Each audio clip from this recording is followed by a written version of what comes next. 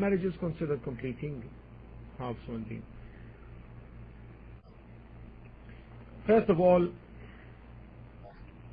let's examine the saying of Allah subhanahu wa ta'ala in Surah Al-Baqarah, verse 187. It is made lawful for you to have sexual relations with your wives. They are libas, body cover or screen, or second, you enjoy the pleasure of living with her for you, and you are the same for them. A person worships Allah subhanahu wa ta'ala as an individual and attains to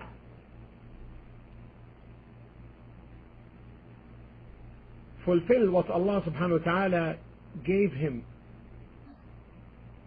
from the means to manifest the purpose of existence on earth.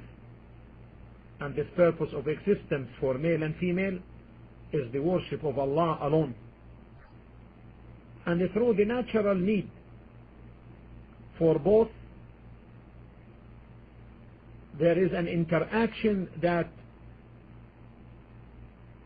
mirrors both in each other in terms of support regarding the purpose of existence and in terms of support to safeguard from falling into evil.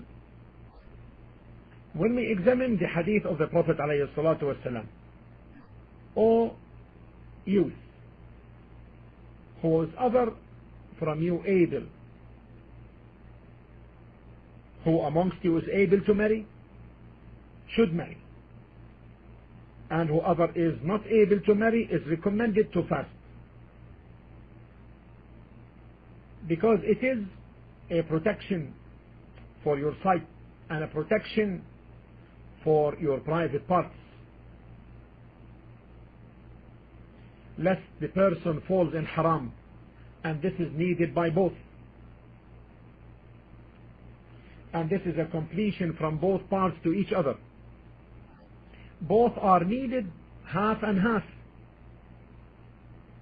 in order to get the lawful enjoyment, and thus protection from falling into sin, and therefore protection from for the deen for each part. This is one objective. The second objective is multiplication, something beloved in Islam, for therein is the strengthening of the ummah and the prevalence of the deen. And this is the second objective, cannot be attained except by both. And then thirdly is the society at large, righteous families, good society. The people of knowledge assert that a person with desire getting married is better than optional prayers, because there are so much benefits and good consequences. If he becomes negligent, she can complete him by reminder, and vice versa. They married in accordance with the way of the Sunnah are in a state of contempt and content. We are talking about the overall situation. A marriage that brings people away from Allah should be checked from the beginning. How did it start? Did it start on the way of the Sunnah in terms of the choice of either spouse? Most often those who don't get married, yet they are able, often think of zina, of haram relations, or haram means. I will repeat this. That's why, Sister Umaysa, Islam religion because it brought solutions in cases where marriage does not work out, lest harm may be inflicted on either party. Now the question is marriage an obligation or a sunnah? This is a matter of dispute between the ulama, between the scholars. Some of the scholars went to the opinion that a nikah or marriage is wajib, is an obligation.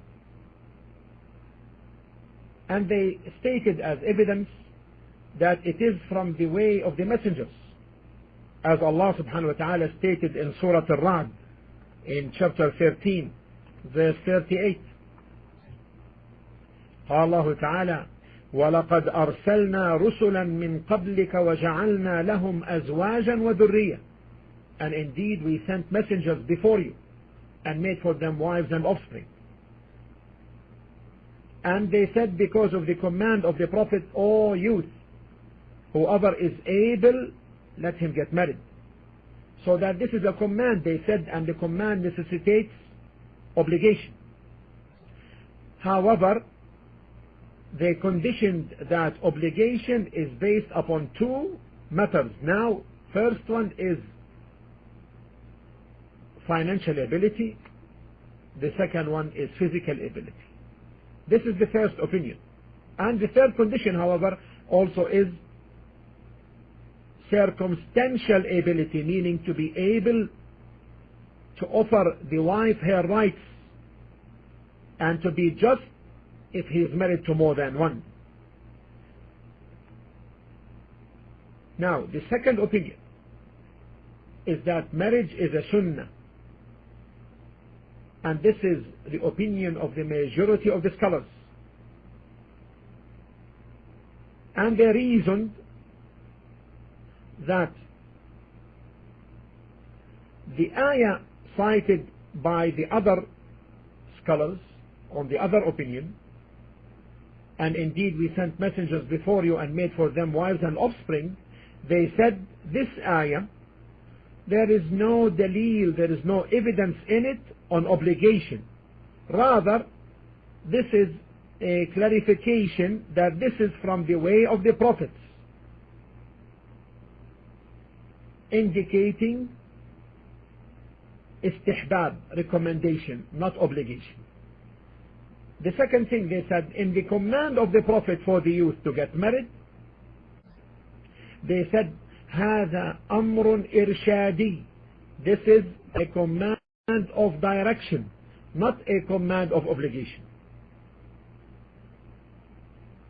I will finish with the following benefit now. Marriage, however, the 5 rulings in Islam apply on marriage. It is obligation, listen to this carefully. It is an obligation if the person fears to fall in haram. This is the first case.